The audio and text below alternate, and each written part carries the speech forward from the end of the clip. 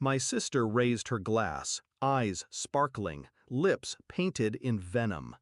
"Cheers to the Ramirez family," she said, her gaze grazing over everyone like a queen surveying peasants.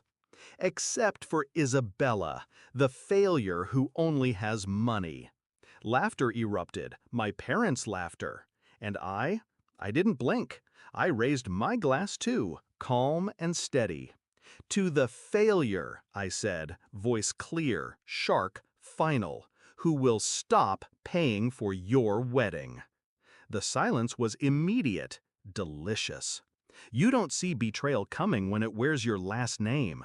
You excuse the jabs as jokes, the cold shoulders as stress.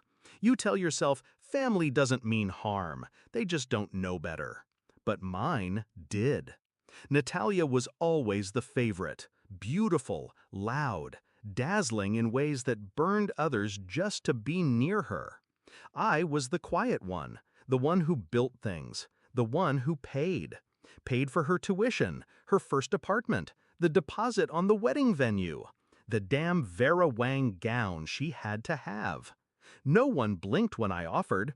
They just said thank you and spent more. It started with the cake. Her fiancé called me.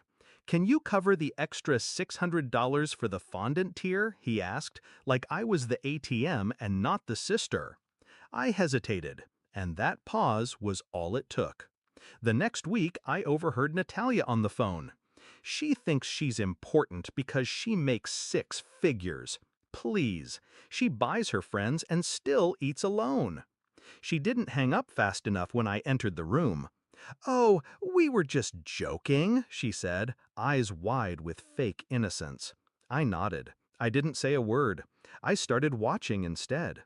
There were more calls, more dinners where I footed the bill, only to be talked over, mocked, diminished. She has no husband, no kids, just her spreadsheets and cats. Except I don't have cats. They just liked the narrative. The final straw came 2 weeks before that dinner. I accidentally saw a group chat. Her phone lit up while she was in the bathroom. My name was the chat title, Isabella the Wallet. Natalia, my parents, even our cousin Lucas, laughing at me, calling me pathetic, desperate, lonely, but useful. I took a screenshot, sent it to myself. And in that quiet moment in her kitchen, I stopped being the wallet and started being the weapon. I didn't explode. I didn't cry. I calculated. I called the venue first. The balance hadn't been paid. I asked for a full breakdown, every invoice I'd covered so far. $43,712.27. Next, I called my lawyer. The wedding contract was under my name, for simplicity, Natalia had said. Perfect. Then I called the bank, froze the wedding account, transferred the remaining balance to a new one under my business. 3 days before the dinner, I canceled the florist, the caterer, the open bar. I left the dress untouched. Let her try it on, twirl, dream. Let her think she'd won. Back to that dinner. When I said the words, "Who will stop paying for your wedding?" Natalia blinked once, twice.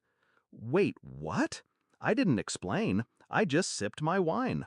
She laughed, unsure. "You're joking, right?" I smiled. "Check your email." A moment later, her phone buzzed. Then her fiancé's, then my mother's. All the same PDF.